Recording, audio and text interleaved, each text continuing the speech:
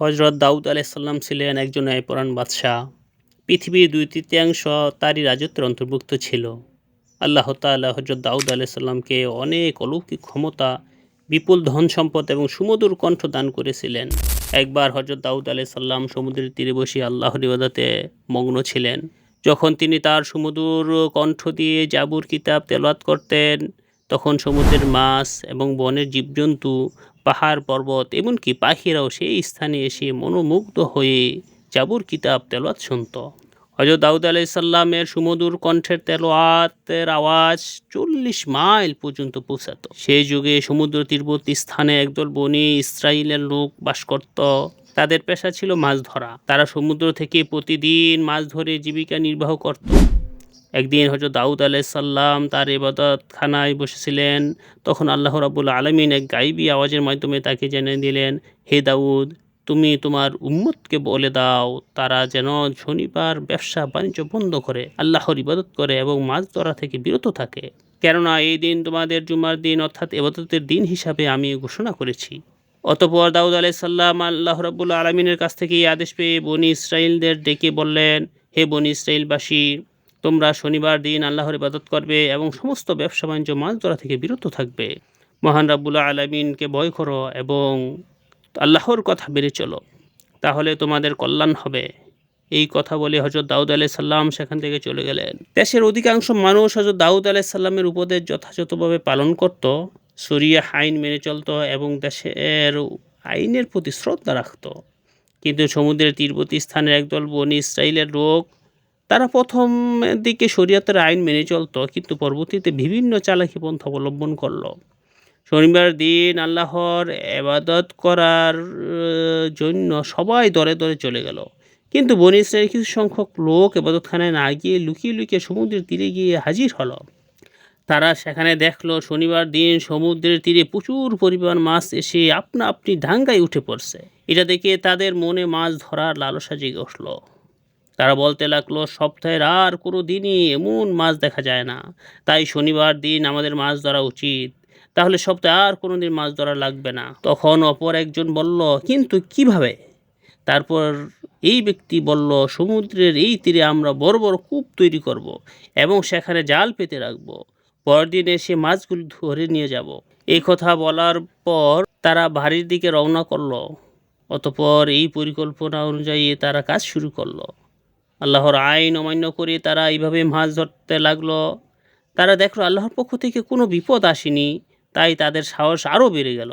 এরপর অনেক দিন এভাবেই মাছ ধরে তারা প্রচুর ধন সম্পদের মালিক হয়ে গেল। অপরদিকে এই বংশের অনেক লোক ছিল যারা শরীয়তের আইন মেনে চলত এবং মহান রাব্বুল আলামিনকে ভয় করে চলত। তারা সকলে একদিন এই লোকগুলোর নিকটে হাজির হলো এবং বলল, প্রিয় ভাইয়েরা, আপনারা শনিবার মাছ ধরা বন্ধ করুন, কেন আল্লাহ তাআলা এই দিনকে ইবাদতের জন্য নির্বাচন করেছেন। এই হুকুম অমান্য করলে আপনাদের বিপদ নেমে আসতে পারে। তখন ওই দলের একজন নেতা তাদেরকে ঠাট্টা বিদ্রূপ করে বলল, শরীয়তের সঙ্গে মাছ ধরার কী সম্পর্ক? এই ধরনের আদেশ কোনো নবীর জামানায় দেওয়া হয়নি, এ কথার কোনো যুক্তি নেই। অতঃপর এই হুকুম আমরা মানতে পারবো না। শনিবার দিন আমরা প্রকাশ্যে মাছ ধরব, তবে দাউদ আলাইহিসসালাম যদি কোনো কল্যাণকর দিক দেখাতে পারে তবে তা মেনে নিব। অতএব তোমরা যাও, এই বিষয়ে জিজ্ঞেস করো। অতঃপর কয়েকজন লোক হযরত দাউদ আলাইহিসসালামের নিকট হাজির হলো এবং দাউদ আলাইহিসসালামের সাথে তর্ক বিতর্ক করে বসলো। তখন দাউদ আলাইহিসসালাম বললেন, আল্লাহ তাআলা তোমাদের লোভ লালসা থেকে দূরে থাকার জন্য মাছ ধরা নিষেধ করেছেন। অতএব শনিবার দিন মাছ ধরা থেকে দূরে থাকা তোমাদের জন্য কল্যাণকর বলে আমি মনে করি। অতঃপর বনী ইসরাইলের লোকেরা হযরত দাউদ আলাইহিসসালামের কথা শোনার পর তাদের নেতার কাছে এসে সমস্ত কথা খুলে বলল। তখন তাদের নেতা বলল, দাউদ নবীর এই কথা মেনে চলা আমাদের পক্ষে সম্ভব না।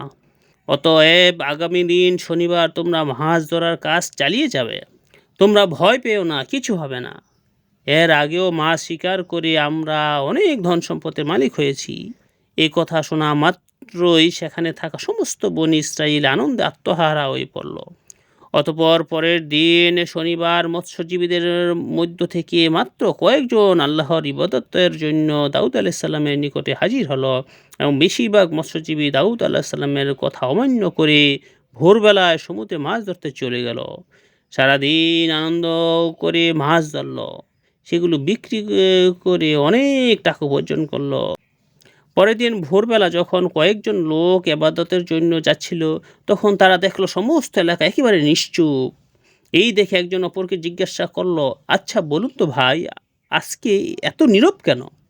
কি হয়েছে আজকে? তারা কি মাছ ধরতে যাবে না? তখন অপর ব্যক্তি বলল, আমিও তো কিছুই বুঝতে পারছি না। অন্যান্য দিন সকল জেলেরা হইচই করে মাছ ধরতে যায়, কিন্তু এত নিস্তব্ধতা কখনো দেখা যায়নি। চলুন আমরা সেখানে গিয়ে দেখি। এই বলে তারা সবাই পাশের বাড়ির ভিতরে চলে গেল। সেখানে গিয়ে তারা যা দেখলো, তাদের যেন শ্বাস বন্ধ হয়ে গেল। তারা দেখলো একদল বড় বড় বানর মাটিতে পড়ে ঘোরাচ্ছে।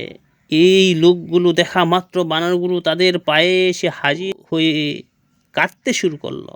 সেই মুহূর্তে কয়েকজন মেয়ে লোককে এসে বলল, গতকালকে বারণ করা সত্ত্বেও তারা লোভ লালসায় পড়ে মাছ ধরতে গিয়েছিল। আল্লাহ রাব্বুল আলামিন শনিবার মাছ ধরা থেকে বিরত থাকতে বলেছিলেন, কিন্তু তারা শোনেনি। আল্লাহ এবং নবীর কথা অমান্য করার কারণে তারা সকলেই বানরে রূপান্তরিত হয়ে গেছে। এখন আপনারা যদি দাউদ আলাইহিস সালামের নিকটে তাদের হয়ে ক্ষমা প্রার্থনা করেন, তাহলে হয়তো তারা জীবন ফিরে পাবে। তখন এই লোকগুলো বলল, সময় থাকতে তারা এই বিষয়ে খেয়াল করেনি। আমাদের তো কিছু করার নেই, তবু আমরা এই কথাগুলো হযরত দাউদ আলাইহিস সালামের নিকট গিয়ে বলবো। অতঃপর একদল লোক তাদের পক্ষ থেকে হযরত দাউদ আলাইহিস সালামের কাছে হাজির হলো এবং ঘটনা বর্ণনা করে বলল, তাদেরকে ক্ষমা করে দিন এবং মানুষের রূপে ফিরিয়ে দিন। তখন দাউদ আলাইহিস সালাম বললেন, ক্ষমা করা মালিক আল্লাহ তাআলা, যদি তিনি ক্ষমা করেন তাহলে করতে পারেন। অনেক তাফসীরকারকদের বর্ণনা অনুযায়ী এই বানরগুলো মাত্র 3 দিন বেঁচে ছিল। অতঃপর এই জাতি ধ্বংস হয়ে যায়।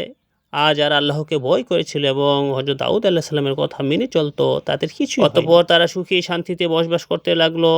একদিন বনী ইসরাঈলের কয়েকজন লোক হযরত দাউদ আলাইহিস সালামের নিকট হাজির হয়ে বলল, হে নবী, আমাদেরকে কিয়ামতের কিছু আলামত দেখান, যাতে আমাদের ঈমান আরও মজবুত হয়। তখন হযরত দাউদ আলাইহিস সালাম বললেন, 4 দিন পর তোমরা মক্তবের সামনের ময়দানে এসো, তাহলে কিয়ামতের কিছু আলামত দেখতে পাবে।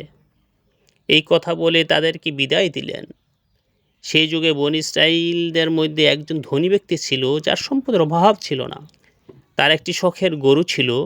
গরুটির চেহারা খুব সুন্দর ছিল। সবসময় গরুটিকে সোনা রূপা দিয়ে সাজিয়ে রাখত। যে কেউ দেখলে গরুটি থেকে চোখ ফেরাতে পারত না। তিনি গরুটিকে মাঠে মুক্তভাবে ছেড়ে দিতেন। সারাদিন মাঠে চড়ত এবং রাতের বেলা গরুটি এসে ধনী ব্যক্তির বাড়িতে শুয়ে পড়ত। হঠাৎ একদিন এই গরুটি নিখোঁজ হলো। ওই ধনী ব্যক্তিটি তার গরুটিকে খোঁজার জন্য বিভিন্ন জায়গায় তার লোকদের পাঠিয়ে দিল। অনেক খোঁজাখুঁজি করে গরুটিকে যখন খুঁজে পেল না, তখন ধনী ব্যক্তিটি ঘোষণা করে দিল, যে ব্যক্তি আমার এই গরুটিকে খুঁজে আনতে পারবে তাকে 100 স্বর্ণ মুদ্রা পুরস্কার দেওয়া হবে। এই ঘোষণার পর দেশের বিভিন্ন জায়গায় অনেক লোক গরুটিকে খোঁজার জন্য ব্যস্ত হয়ে পড়ল। সেই যুগে বনী ইসরাঈলদের মধ্যে অনেক নেককার এবং আল্লাহওয়ালা বুজুর্গ ছিল। তাদের মধ্যে একজন নেককার বুজুর্গ মহিলা ছিলেন, যিনি অত্যন্ত ধর্মপ্রাণ এবং দিন রাত আল্লাহর ইবাদতে মগ্ন থাকতেন। এই বুজুর্গ মহিলা এবং তার একমাত্র ছেলে জঙ্গলের মাঝে একটি ছোট্ট ঘর বানিয়ে বসবাস করতেন। তাদের ঘরের পাশ দিয়ে একটি পানির নহর প্রবাহিত হতো। যখন তাদের ক্ষুধা পেত, এই নহরের কাছে গিয়ে পেট ভরে পানি পান করতেন এবং তাদের ক্ষুধা নিবারণ হতো। কিছুদিন পর ওই মহিলার ছেলে পানির নহরের পাশে গিয়ে দেখলো সেখানে কয়েকটি আনার গাছ জন্মেছে। এটা দেখে খুব খুশি হয়ে বাড়িতে ফিরে আসলো। কয়েকদিন পর আবার ওই স্থানে গিয়ে দেখলো আনার গাছে ফল ধরেছে।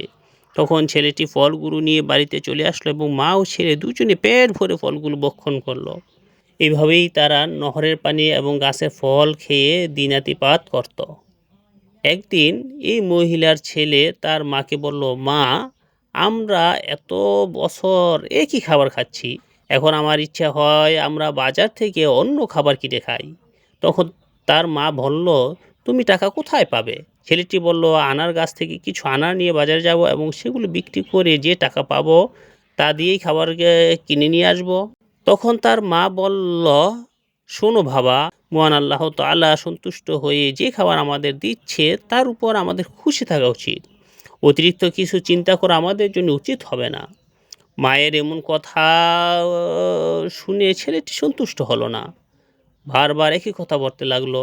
তখন তার মা বিরক্ত হয়ে বললেন, তোমার যা ইচ্ছা তাই করো। অতঃপর পরের দিন ওই মহিলার ছেলে আনার গাছ থেকে কিছু ফল নিয়ে বাজারে গেল। ফলগুলো বিক্রি করে যে টাকা পেল শেখা ফলগুলো বিক্রি করে যে টাকা পেল সেটা দিয়েই অনেক খাবার কিনে নিয়ে বাড়িতে ফিরে আসলো। তার মা খাবারগুলো দেখে কোনো খাবারই ভক্ষণ করলেন না। ছেলেটি বলল, শোনো মা, তুমি যদি কিছু না খাও তাহলে আমিও খাবো না। তখন বাধ্য হয়ে মা কিছু খাবার ভক্ষণ করলেন। পরের দিন সকালবেলা ওই বুজুর্গ মহিলার ছেলে আনার গাছের সামনে গিয়ে দেখলো আনার গাছে কোনো ফল ধরেনি। এটা দেখে ছেলেটি হতাশ হয়ে বাড়িতে ফিরে আসলো। অতঃপর এভাবেই 3 দিন অতিবাহিত হয়ে গেল, কিন্তু গাছে কোনো ফল এলো না। অবশেষে তারা খুবই ক্ষুধার্ত হয়ে পড়ল। এমন সময় তারা দেখলো একটি সুন্দর স্বাস্থ্যবান গরু তাদের বাড়ির সামনে দাঁড়িয়ে আছে।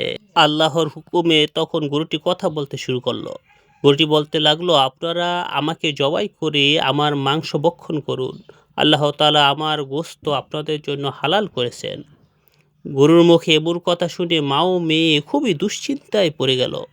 বুজুর্গ মহিলাটি ছেলের কথায় শেষ পর্যন্ত রাজি হলেন এবং ছেলেটি গরুটিকে জবাই করলো। অবশেষে গরুর গোশতগুলো কাবাব করে তারা ভক্ষণ করলো এবং কিছুটা পরের দিনের জন্য রেখে দিল। এদিকে বনি ইসরাইলের সেই ধনী ব্যক্তিটি তার গরু খোঁজার জন্য লোক পাঠিয়ে তাল্লাশি চালাচ্ছিল। এক মহিলা গরু খুঁজতে খুঁজতে এই নির্জন এলাকার বুজুর্গ মহিলার বাড়ির সামনে এসে গরুর চামড়া এবং হাড্ডি দেখতে পেল।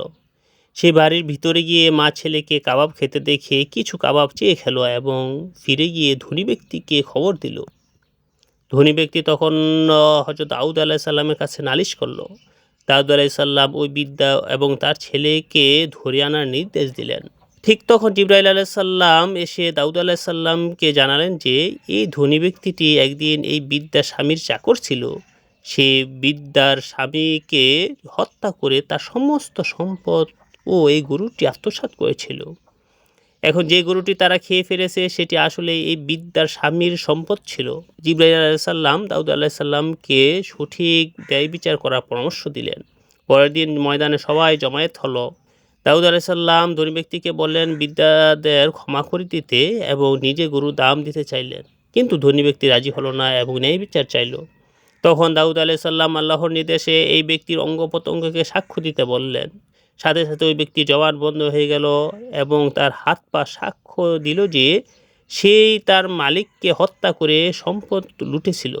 পরিশেষে দাউদ আলাইহিসসালাম এই ব্যক্তির সমস্ত সম্পদ বিদ্যা ও তার ছেলেকে দিয়ে দেওয়ার এবং অপরাধীকে মৃত্যুদণ্ড দেওয়ার আদেশ দিলেন। দাউদ আলাইহিসসালাম বললেন, এই ঘটনাটি কিয়ামতের একটি বড় নিদর্শন, যেখানে মানুষের অঙ্গ প্রত্যঙ্গ তার কাজের সাক্ষী হবে। ডিয়ার ভিউয়ার্স, এই ঘটনা থেকে আমরা শিক্ষা পাচ্ছি যে গুনাহ করার আগে আমাদের মৃত্যুর কথা 10 বার স্মরণ করা উচিত। এই চ্যানেলটি আমার একেবারেই নতুন, তাই দিন প্রচারের স্বার্থে ভিডিওতে একটি লাইক দিয়ে চ্যানেলটি সাবস্ক্রাইব করে আমাকে অনুপ্রাণিত করুন। আপনারা এতক্ষণ যার কথা শুনলেন সে এই চ্যানেলের নতুন ভয়েস আর্টিস্ট। এই নতুন ভয়েস আর্টিস্টের কথা আপনাদের কেমন লাগলো তা অবশ্যই কমেন্টে জানাবেন, কারণ আপনাদের কমেন্টের উপর ভিত্তি করছে তাকে পরবর্তী ভিডিওর কাজ দেওয়া হবে কিনা।